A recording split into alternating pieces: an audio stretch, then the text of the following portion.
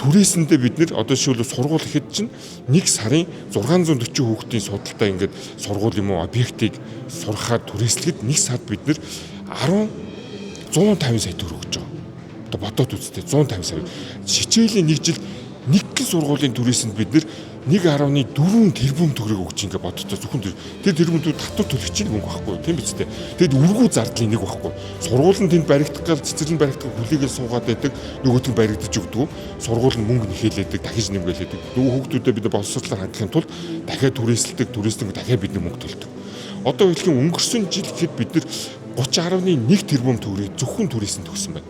Энэ жил бид дахиад 35.2 тэрбум төгрөгийг өгөхөөр төлөвлөд байж байна. За энэ нэг асуудал байгаа маа. Энэ манай Улаанбаатар хотын нийтдээ 131 сургууль цэцэрлэг баригдаж байгаа байхгүй. За түүнээс нь энэ жил бид нэр 12-ыг ашиглалтанд оруулсан.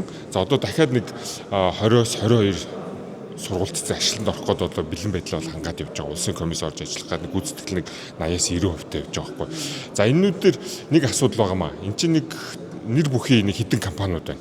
За аль жишээлбэл манай хаан улдүргийн 8 дээр хороонд үйл ажиллагаа явуулж байгаа үе Just компани гэж байгаа. За тэр нь юу гэх юм бол аль 2022 онд 4.3 тэрбум төгрөгөөр цэцэрлэг 320 хүүхдийн цэцэрлэг барина гэдэг тендер шалгараад авцсан. Тэгэнгүүтээ 23 онд нь юу барихгүй байна гэд дахиад 2 тэрбум төгрөг төсөв нэмэгдүүлсэн. За тэг одоо 2026 он ерөөдөө дуслаа. 4 сарын дараа шинэ жил боллоо шүү дээ. За ингээд дуусгаж яхад барилгын ажил 80% ч хүрээгүй. За ингээд нийтдээ бараг 4-5 жилийн хугацаанд 2хан давхар цэцэрлэгийг барьж чадахгүй ийм компаниуд байна. За зарим газрууд нь аль 2024 онд тендерээр шалгарсан, гарцсан. За тэгээд одоо хүртэл фундаментаач ухаагүй юм газрууд байна. Гэсэн мөртлөө санхүүжилтийн тэр бүгднийг авцсан. За энэ дээр юу гэж хардаад байна гэх юм бол энэ дээр бол ямар нэгэн авилга хэл ахын асуудал байгаа юм болов гэж хардталт байгаа. За энэ дээр бол миний бодлоор бол одоо юу гэдэг их хурлын гишүүн, засгийн газрын гишүүн гэдэг тэр томчууд биш. За энэ бол яг ингээд дунд чадны удирдлагч юм уу, дунд чаданд ажиллаж байгаа энэ нэг эсэргүүнүүдийн нэг юм байгаа болоо гэж бодож байна. Яг л яг үнэн зөвөөрөө ингээд ялаад үнэн зөвөөрөө ажил хийж байгаа компаниуд жилийн дотор л хийчихэж байгаа. Сургууль цэцэр жилийн дотор. Эдгээр шиг ингээд 5-6 жилээр сунгаал жил болгон бараг 2-3 тэрбумаа нэмэл ийм юмнууд байхгүй. За одоо нийтдээ Улаанбаатар хотын хэмжээнд дахиад 6 сургууль цэцэрлэг байна. Төсөв нэмэхгүй бол бид нэр энэ барилгаж явуулахгүй гээд. За нийтдээ 35.1 тэрбум хийж байна. Бодоод үзтээ энэ төсөв нэм гэж. Өөртөө чадна болон бүтэн гэд тендерд орчоод түнхтө барихгүй боллоо мөнгө нэмгээс уучдаг. Сугтаалаа тэгээд ашиглалтанд оруулах үйл ямар хариуцлага? За наад чи өөр ингэ тендер хуулиарч хамгийн бүрхэг байгаа байхгүй. Тэр нь ингээл хариуцлага хүлээхгүй болохоор ингээл үргэлжлүүлээ сунгаал мөнгө нэмүүлэл явждаг. Ард нь болохоор хүүхдүүд, эцэг эхчүүд тэ ингээд төрийн үйлчилгээгээр хохироо явждаг. За хоёр дахь том асуудал гэвэл нөгөө сургууль цэцэрлэгээ хүлээж явах хооронд нөгөө хүүхдүүдийг хаан сурах бай. Тэгэхээр нэг бол туристний байр болж турист та бүгд нь мэднэ тэ. За дараагийнх нь бид нөгөө үйл ажиллагаа явуулж байгаа сургууль цэцэрлэг ачааллын юм. Жишээлбэл бид 35 хүүхэдтэй байгаа сургууль чинь нөгөө байрыг хүлээж байгаа нөгөө хүүхдүүдийг сурахын тулд цэцэрлэгийнх нь дахиад бараг 50 хүүхэд цэцэрлэг өгч байгаа. За энэ сургуулийг та бүхэн мэдж байгаа те 45-аас бараг 60-70 хүүхэд болгоо явж байгаа. Тэгээд түрээсэндээ бид нэр одоо жишээлбэл сургууль ихэд чинь 1 сарын 640 хүүхдийн судалтай ингээд сургууль юм уу объектыг сурахаар түрээслэхэд 1 сард бид нэр 150 сая төгрөг өгч байгаа. Одоо бодоод үзтээ 150 сая. Хичээлийн 1 жил нэг гин сургуулийн түрээсэнд бид нэр 1.4 тэрбум төгрөг өгч ингээд боддоо зөвхөн тэр тэрбумүүд татвар төлөгчийн мөнгө байхгүй тийм биз дээ. Тэгэд үргүү зардлын нэг байхгүй. Сургууль нь тэнд баригдах гал цэцэрлэн баригдах хүлээгээл суугаад байдаг. Нөгөөт нь баригдаж өгдөг. Сургууль нь мөнгө нэхээлээдэг, дахиж нэмгэлээдэг. Нөгөө хүүхдүүдэд бид боловсруулалтаар хандахын тулд дахиад түрээсэлдэг, дахиад бидний мөнгө төлдөг.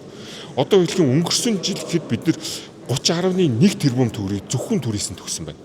Энэ жил бид дахиад 35.2 тэрбум төгрөгийг өгөхөөр төлөвлөд байж байна. Ийм юм байна.